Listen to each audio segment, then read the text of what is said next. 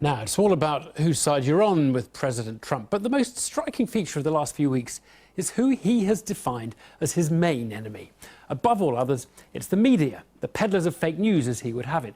Some say it's a deliberate distraction from bigger issues, but the stakes are high in that battle. And tonight we can take a rare inside look at the interaction between the president and the press. Documentary maker Ollie Lambert spent a week with his camera in the White House, a quite turbulent week at that. Here's what he saw. Every president in American history has disliked the press coverage that he got. What's unusual is none before this has declared war in the first week. He needs an enemy. I called the fake news the enemy of the people, and they are. The president was did he literally just forget? You presented as the timeline for how this went down. We always have an adversarial relationship, and that in some cases is completely healthy and natural. This is a little beyond adversarial. We are supposed to have a thick skin. We are supposed to be dispassionate observers. We are not bringing ourselves to the table as part of the story. We are being brought into the story, and it's a very uncomfortable place to be. You've got to try to cut through the clutter and try to focus on the things that actually matter. I mean, now it's, things are happening. President Trump's embattled national security advisor, General Michael Flynn, stepping down Monday night in a firestorm of criticism after misleading Vice President Mike Pence and others about his conversations with the Russian ambassador to the United States. It's day 25 of the Trump presidency, and the White House has been hit with its biggest scandal to date. The president's national security advisor, Michael Flynn, has had to resign amidst reports that he'd had secret contacts with Russia before Trump took office. These have been very, tumultuous weeks for a new president. To have a national security advisor get forced out so early on is rather unprecedented, to see something happen that quickly. Right now, this briefing room is a place you have to be.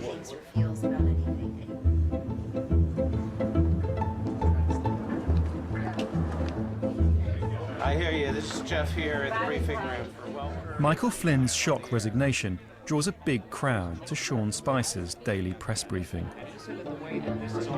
The challenge for the White House is to make sure that it stays ahead of us. And that's why, some of these briefings can be as contentious as they are. Good afternoon. Happy Valentine's Day. I can sense the love in the room. The big immediate question is, what did the president know and when did he know it? When did the president find out that Flynn had not told the truth? We've been reviewing and evaluating this issue with respect to General Flynn on a daily basis for a few weeks.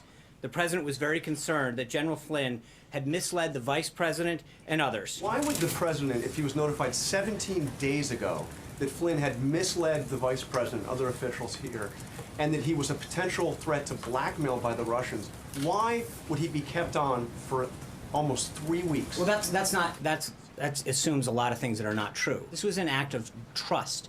Whether or not he actually misled the vice president was the issue. And that was ultimately what led to the president asking for and accepting the resignation of General Flynn. That's it, pure and simple. It was a matter of trust. Thank you guys, I'll see you tomorrow. Happy Valentine's Day!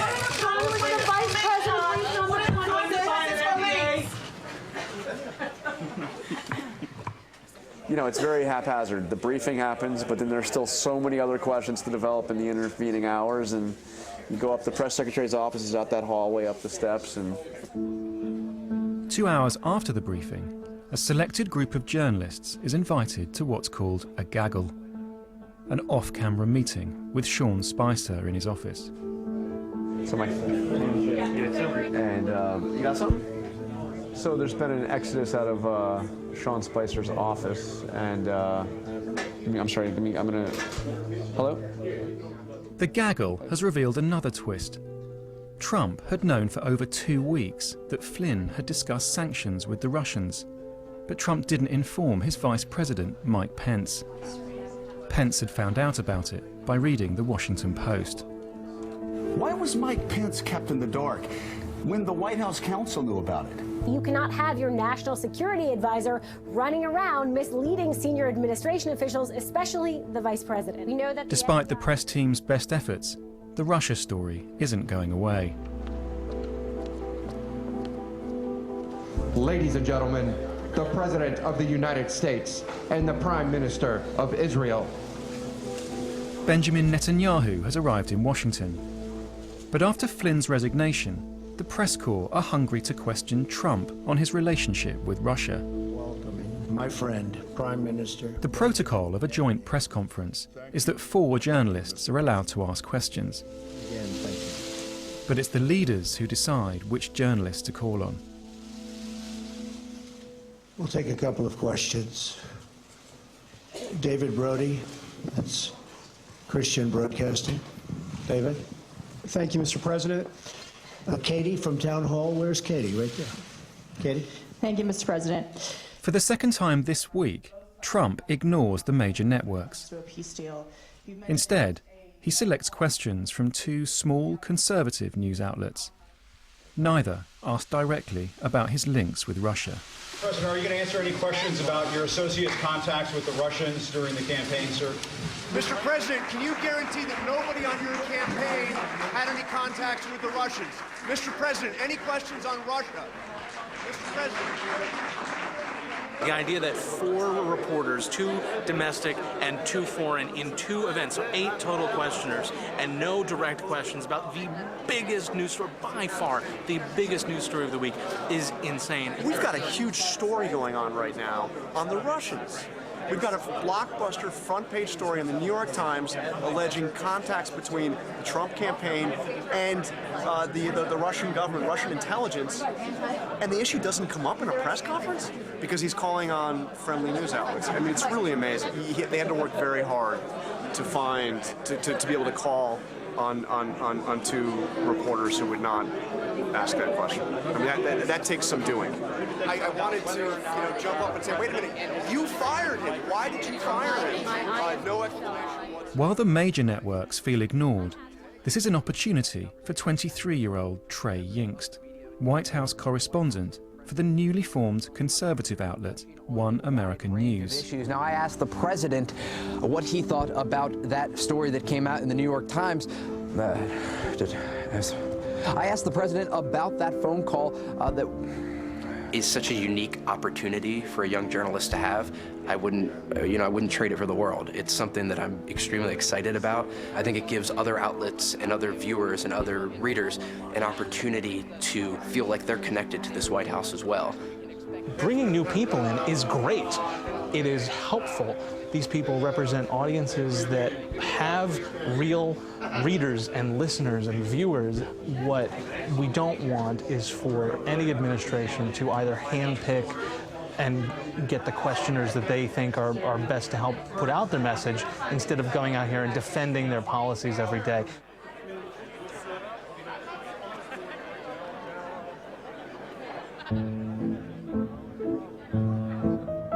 I don't think people realize how small this place is, how small the White House is.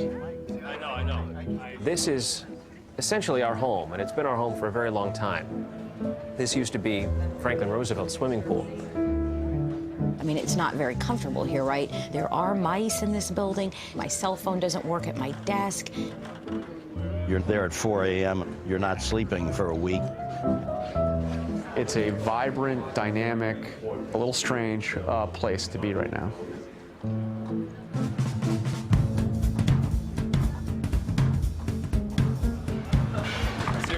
It's open press. I would get here now because we're lining up. We're going to get a pool call soon. Press conference, 12:30 East Room, open press, the president. Wow. The Russia crisis is threatening to engulf the White House.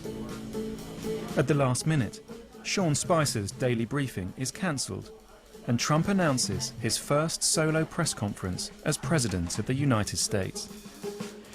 I got a call. He's having a press conference. Come to the White House. When I saw the note that there was going to be a press conference in an hour, I raced over. Just another example of never a dull moment. So chaotic. Never have seen such short notice for a press conference. I had a sense that it was going to be a pretty contentious affair. Ladies and gentlemen, the President of the United States. God bless America, and let's take some questions.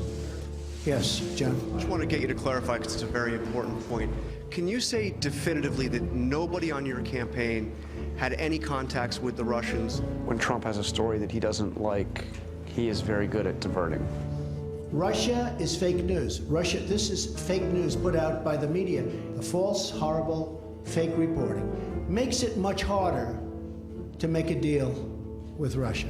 It was an hour and 17 minutes where the President of the United States repeatedly insulted reporters to our faces, and the audience is being told not to trust us. Never seen more dishonest media than, frankly, the political media. Take a look at some of your shows. The tone is such hatred. The public doesn't believe you people anymore. Now, maybe I had something to do with that. I don't know. Story after story after story is bad. I won. There's zero chaos.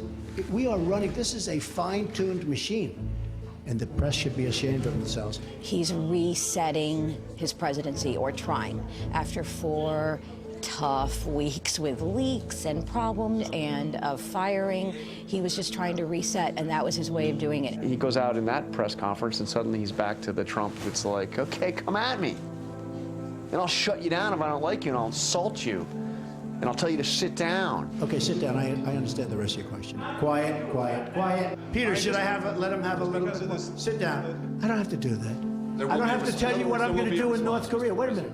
I don't have to tell you what I'm going to do in North Korea. And eventually you guys are going to get tired of asking that question. He's never been in a place where if he tells a lie, it's going to get reported as a lie.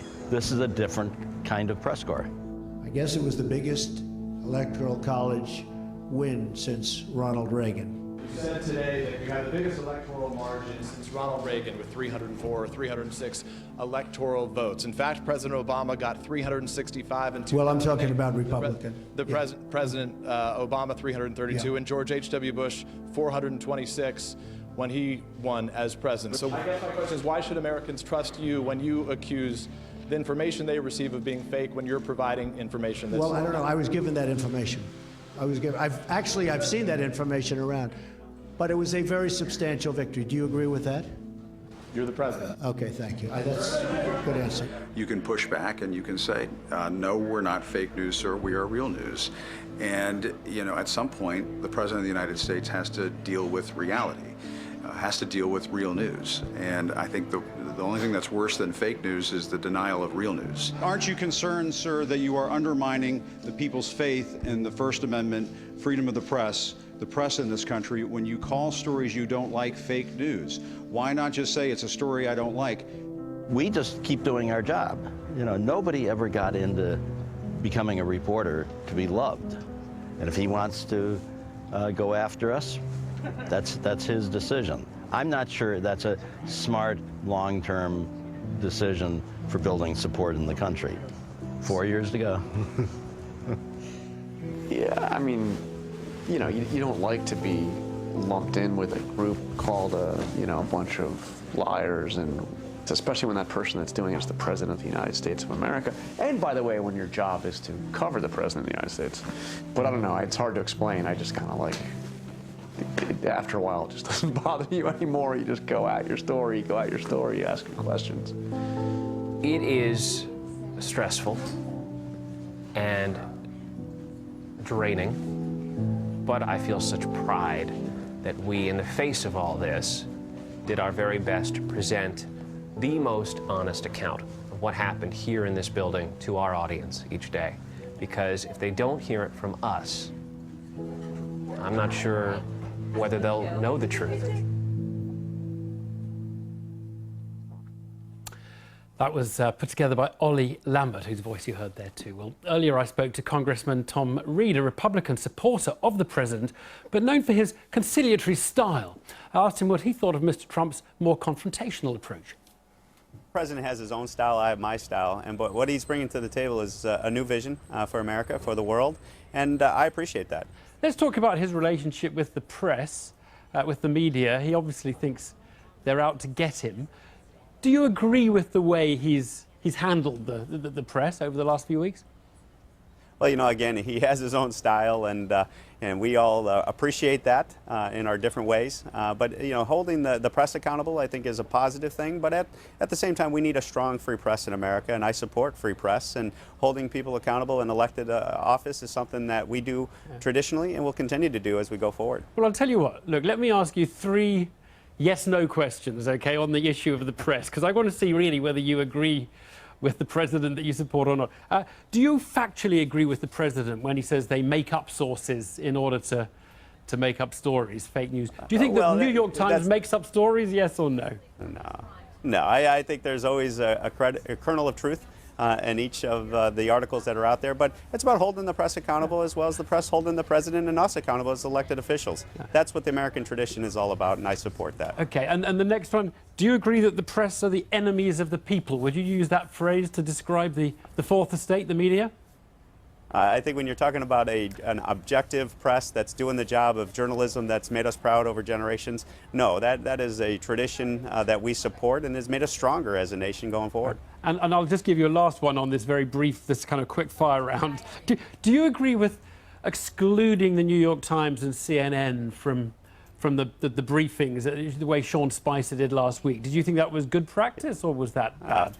You know, I'll let the White House answer for that, but in this day and age of 24/7 news coverage, there's not a move that isn't covered immediately onto the press, and that's good. That's why I do the town halls. That's why I answer to our folks back at home, because standing in front of people and being held accountable is what it is to be an elected official, and I respect that, and I take that responsibility very seriously. A lot of people are saying that the kind of battles he picks, particularly the one with the media, is designed to distract everybody's attention away from some more substantive issues, notably the issue of his relations or his staff's relations with Russia. Do you buy that there's a kind of distraction strategy going on there?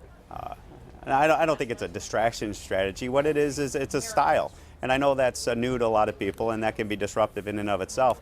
But what he's doing is he's delivering on what he's campaigned on. And to me, that's refreshing. There's so many politicians who have not done that. Do you think Congress is going to be a problem for him over the next 4 years? Working with the president, there's going to be common ground that we achieve. Obviously, there's going to be that debate that Congress has always had with the presidents over the years.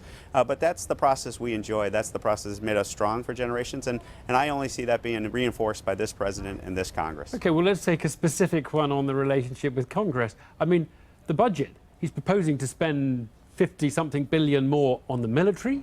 He doesn't want to cut entitlements. You guys in Congress don't like borrowing more. How is that going to add up? He's not going to be able to find the money just from cutting environmental protection or the State Department budget, is he? And that's why we have a process. That's why Congress is going to be part of that process, just as the White House puts out its positions. And going back and forth is what the legislative process in America is all about. Tom Reed, Congressman Reed, thanks so much. Thank you. Thank you for having us. Well, joining me now from New York is Tina Brown, former editor of, well, just about everything, Tatler, Vanity Fair, The New Yorker, to name but a few. Thank you very much for joining us. Do you think the press, as a sort of community, if you can think of it that way, do you think they gave Donald Trump a fair hearing when he arrived in office and won the election? Well, I think there has been a huge amount of hyperventilation from the press. But I will say that I think they were kind of gobsmacked, really, when he just came right out of the box and insulted them. You know, the very first press conference that Sean Spicer held, which is usually the sort of, here we are, you know, welcome to the new administration, was this sort of absolutely crazed bull running at them, telling them that they had lied about the absolutely empirically, demonstrable figures of the inauguration crowds, calling them liars.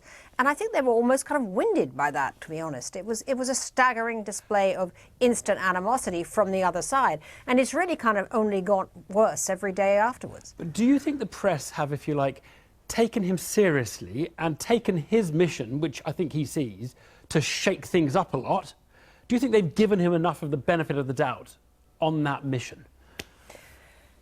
Well, I think that one of the problems is that he is so abusive and so, you know, the difficulty is everybody responds to every tweet as if it is something serious to respond to, which I think is an enormous mistake because it is a kind of bait that he does in which they always fall for it.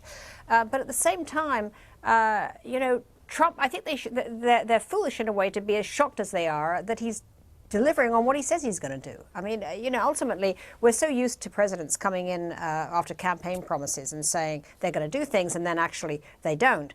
That Trump sort of coming out of the box like a raging bull saying that he's going to, you know, ban Muslims and rescind transgender rights and all of these things that he's doing, sort of people are aghast because he said he was going to do those things and now he's saying again that he is going to do them. Of course, the difference now is that he can't really do most of them. So his biggest danger is that he's going to be all hat and no cattle, as they say, that he's actually going to be a guy who shoots his mouth off and says, I'm riding out there to change everything. And actually he can't because he's sloppy, uninformed, poor legislative expertise, and a kind of very naive idea about how government works. I mean, when he said yesterday or the other day, it turns out that, you know, healthcare is very complicated, much more complicated than we thought. You could just hear the sort of hollow laughter echoing around Capitol Hill because, you know, presidents have wrestled with healthcare. Look what happened to Hillary Clinton when she tried on behalf of Bill Clinton. It's a really tough thing to do, and it's not easy. He thought he could come raging in and fix it.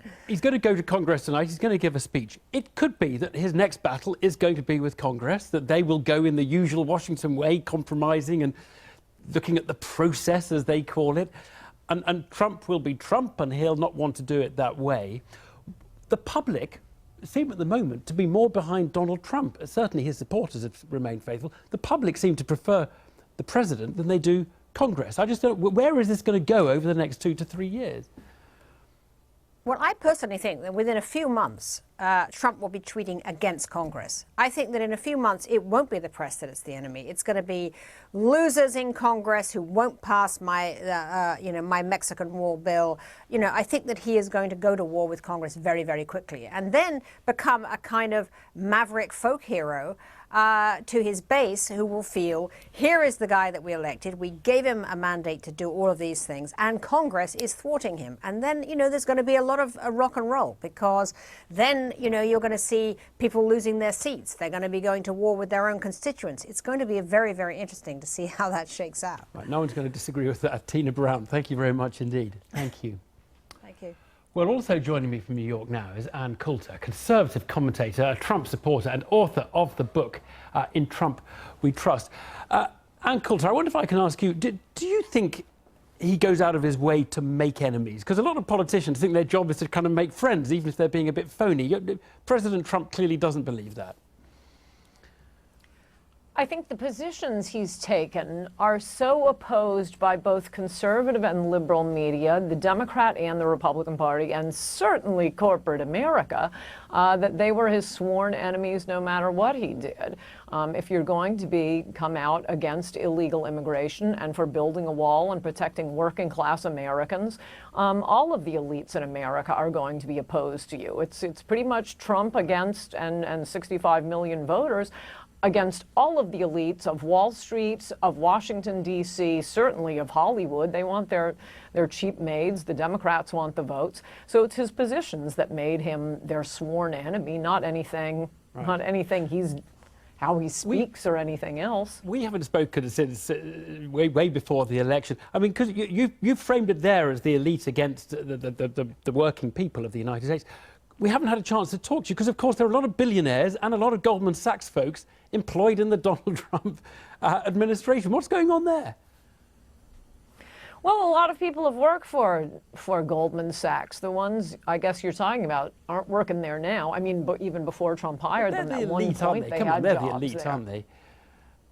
Oh, there are some elites who support Trump, but by and large, they are against him. There's one good United States senator, there are a few good congressmen, but by and large, of hundreds of members, they are with the lobbyists, they are with Chamber of Commerce, and the prediction of the last guest that Trump would go to war with Republicans in Congress, she's a little late on that. He's been at war with Republicans in Congress. I mean, Donald Trump famously refused to endorse the Speaker of the House during the election, Tom Ryan.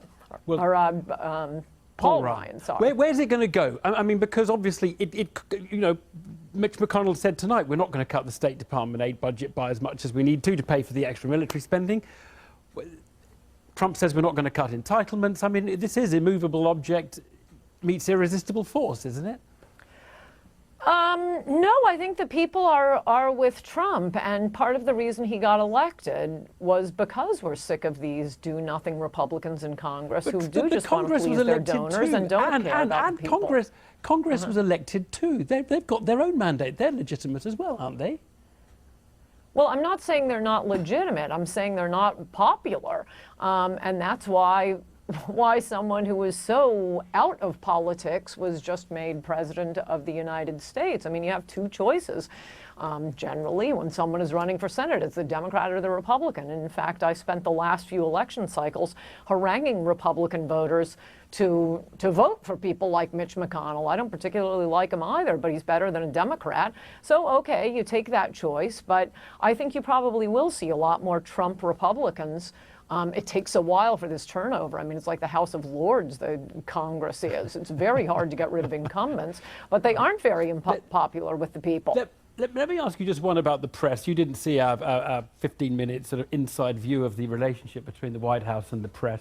Do you think it is legitimate for the US newspapers, who have millions of readers, to ask questions about the relationship between the Trump team and the Russians? Is that legitimate, or is that just kind of false narrative and deliberately getting in the way? No, like so much else, the elements of the media that are asking that, the media is big. A lot of it is just pumping out fake news at a mile a minute, and this nonsense over Russia. I mean, I got to tell you, it's the damnedest thing coming from someone like me who was on Reagan's side during the Cold War to have these modern-day John Birchers looking for a Russian under every bed. But I do think it's worth pointing out, Trump is not at war with the media. He's at war with the fake news coming out of the media. I believe everyone has always accepted that you can't have a democracy if the media won't print the truth. And this media absolutely, at least a lot of it not, but the New York Times, ABC, NBC, CNN, I mean, from the Martin Luther King bust to the Russia news, to this crazy thing about Sweden. They accuse him falsely of claiming there was a terrorist attack in Sweden. The false claim that he mocked a disabled reporter. I'm so sorry, you've ignited such a big debate. We could talk all day about it. Ann Coulter, thanks ever so much. Thanks. Thank you.